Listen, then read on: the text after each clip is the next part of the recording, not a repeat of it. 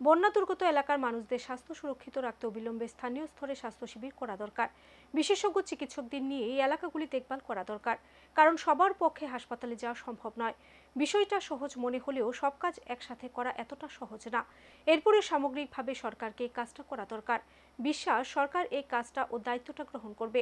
বন্যায় বিধ্বস্ত আগরতলা শহরতলি শ্রীলঙ্কা বস্তি এলাকা পরিদর্শনকালে কথাগুলি বললেন রাজ্যের প্রাক্তন মুখ্যমন্ত্রী মানিক সরকার। প্রাকৃতিক দুর্যোগের কার্যত যেন ছিন্নভিন্ন হয়ে পড়ে গোটা রাজ্য। টানা কয়েকদিনে ভারী বৃষ্টিপাতে রাজ্যে সর্বত্রই জলমগ্ন হয়ে পড়ে। হাজার হাজার মানুষ ভিটে মাটি ছেড়ে প্রাণ বাঁচানোর তাগিদে আশ্রয় নেন ত্রাণ শিবিরগুলিতে। জলস্তর এখন অনেকটা নামতে থাকায় শিবিরে থাকা লোকজন এখন ধীরে ধীরে আবার ঘরমুখী হচ্ছেন। শনিবার এমনটি দেখা গেল আগরতলা শহরতলি শ্রীলঙ্কা বস্তি এলাকায়।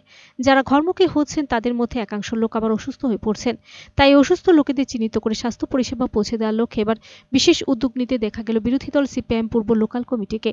সংগঠনের উদ্যোগে এদিন শ্রীলঙ্কা বস্তি এলাকার নাগরিকদের মধ্যে বিতরণ করেন ব্লিচিং পাউডার ও ঔষধ। একই সাথে এদিন বন্যায় বিধ্বস্ত এই এলাকাটি পরিদর্শন করেন রাজ্যের প্রাক্তন মুখ্যমন্ত্রী মানিক সরকার। দলের রাজ্য নেতৃত্ব প্রাক্তন মন্ত্রী মানিক দে, অমল চক্রবর্তীকে সাথে নিয়ে এদিন শ্রী সরকার গোটা এলাকাটি পরিদর্শন করে স্থানীয় লোকেদের সাথে বিভিন্ন সমস্যা সম্পর্কে অবগত হন। পরে সংবাদ মাধ্যমের প্রতিনিধিদের মুখোমুখি হয়ে রাজ্যের প্রাক্তন মুখ্যমন্ত্রী বলেন, প্রাকৃতিক বিপর্যয় কারোর ইচ্ছার উপর নির্ভর করছে না, তবে বৃষ্টি এখন কমছে। পাহাড়ের বৃষ্টির জলে এখন নামছে, তাই সেখানে বৃষ্টি না কমলে জল তো বাড়তে থাকবে। উদয়পুর গোমতী নদীর প্রতি প্রশাসন নজর রাখছে। দলীয়ভাবেও মানুষকে সতর্ক করার চেষ্টা করা হচ্ছে। সতর্ক ছাড়া আর কোনো ভিন্ন ব্যবস্থা নেই। প্রত্যাশা, দ্রুত এই পরিস্থিতি পরিবর্তন হবে। যদিও আগামী আরও 4 দিন বৃষ্টির সম্ভাবনা রয়েছে। আবহাওয়া দপ্তরের খবর অনুযায়ী আরও ভারী বৃষ্টিপাত ও ঝড় তুফানের সম্ভাবনা। তবে প্রকৃতিকে নিয়ন্ত্রণ করার ক্ষমতা কারণ নেই। তাই পূর্বাভাসের ভাবনাকে মাথায় রেখে প্রশাসনিক ও অন্যান্য গণতান্ত্রিক শক্তি সহযোগিতায় যতটা সম্ভব মানুষকে ক্ষয়ক্ষতির হাত থেকে রক্ষার চেষ্টা চালাতে হবে। তিনি আরও বলেন, ত্রাণ শিবির থেকে যারা বাড়িতে ফিরছেন তাদের খাওয়া দাওয়ার পাশাপাশি স্বাস্থ্যের উপরেও নজর দেওয়া দরকার প্রশাসনের। প্রাকৃতিক এই দুর্যোগে যারা মারা গেছেন তাদের পরিবারের পাশে দাঁড়াতে হবে সরকারকে। উপার্জনশীল ব্যক্তি যদি মারা যান তাহলে সেই পরিবারের যোগ্যতাশীল ব্যক্তিকে অন্তত একজনকে সরকারি সহায়তার নিয়মিত আর্থিক উপার্জনের ব্যবস্থা করার জন্য বিশেষ সিদ্ধান্ত নিতে হবে সরকারকে। বাড়িঘর যাদের নষ্ট হয়ে গেছে, খুব দ্রুত প্রশাসনিক উদ্যোগে তাদের বাড়িঘর তৈরি করতে সাহায্য করা দরকার। মারা গেছেন, আর উপার্জন করার কেউ নেই, সেই পরিবারে যোগ্যতা অনুযায়ী অন্তত একজনকে সরকারি সহায়তায় নিয়মিত আর্থিক উপার্জনের ব্যবস্থা করার জন্য সরকারকে বিশেষ সিদ্ধান্ত নিতে হবে। স্পেশালি নিয়মকানুন যাই থাকুক, এই পরিস্থিতিতে স্পেশালি এটা করা দরকার বলে আমাদের মনে হচ্ছে।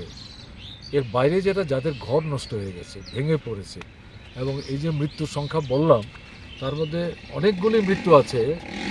ধস পড়েছে, মাটির ঘর ভেঙে গেছে, অথবা টিনের ঘর ভেঙে গেছে, তাতে মারা গেছে।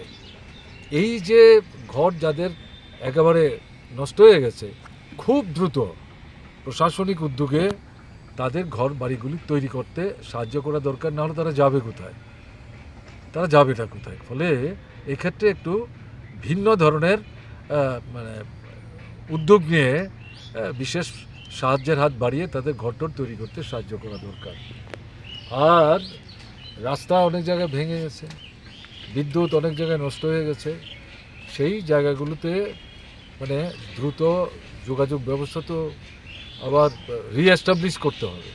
ফলে দিবারাত্র কাজ করে হলেও এই রাস্তাগুলি ঠিকঠাক করার জন্য উদ্যোগ নিয়েছে, কিন্তু এটা আরও ব্যাপকতর করা দরকার।